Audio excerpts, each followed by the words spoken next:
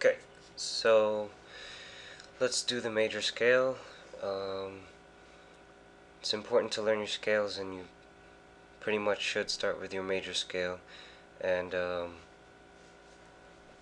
there's a basic format that you could follow, and you could choose any starting point and find the major scale from that starting note if you know the format. And it goes like this: whole step, half step, whole step, whole step, whole step, half step. So 2 whole steps, then a half step, then 3 whole steps, then a half step. So let's start with C, and then you go up a whole step. Remember, so it's 2 whole steps first. So C, D, whole step, and then a half step, then 3 whole steps, then a half step, right? So whole step, whole step, whole step, half step. And that's the C major scale. So if you know that format, you could start with, you could pick any starting note and you'll know the major scale. So let's try to start with G. So whole step, half step. And if you don't know whole steps and half steps, there's a video, I made a video about the musical alphabet and whole steps, half steps, and sharps and flats. So watch that video first if you don't know. Um, let's continue. So we have whole step, half step.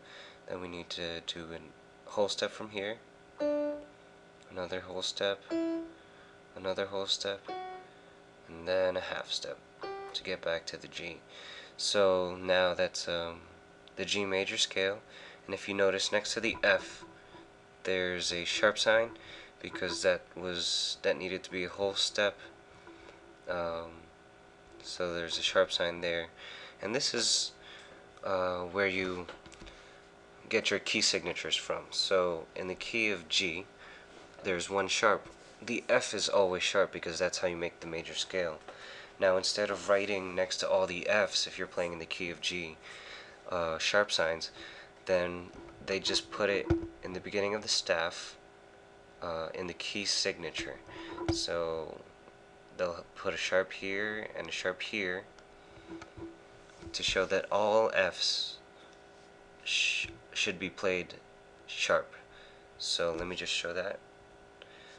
There. So this is one sharp, one sharp.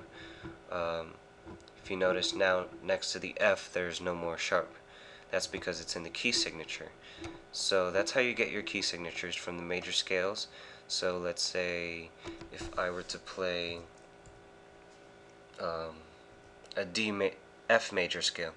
So half step, whole step, whole step, whole step, half step. If you notice, there's one flat, but it's a lot easier to just put it in the key signature. So one flat. That means all B's you see are played as B flat. So it's kind of like a rule, and that comes from the F major scale. So this is in the key of F. Whenever you see one flat, it's in the key of F. So you would use your F major scale where there's always a B flat. So that's pretty much it. You can choose any starting point and basically find your major scale and find what would have to be in the key signature. And certain letters have sharps associated with them. So like, because you know how like in the key of D, there's 2 sharps. Like F sharp can also be called G flat, and C sharp could also be called D flat, but it's most efficient to call them sharps. So this would be 2 sharps in the key signature, C sharp and F sharp, and then certain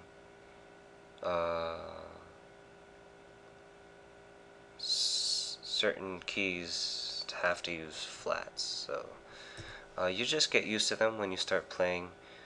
Like for example, like I said, F has one flat. You don't call it. You don't call this an A sharp. It's a B flat. So, but you'll get used to it. Certain scales associate with flats, and other scales associate with sharps. But one thing for sure is in major scales or in keys, when you refer to keys, in the key signature, I'm sorry, in the key signature, you're always going to have just flats or just sharps or no sharps and flats. You're not going to have sharps and flats mixed up, just to keep it simple.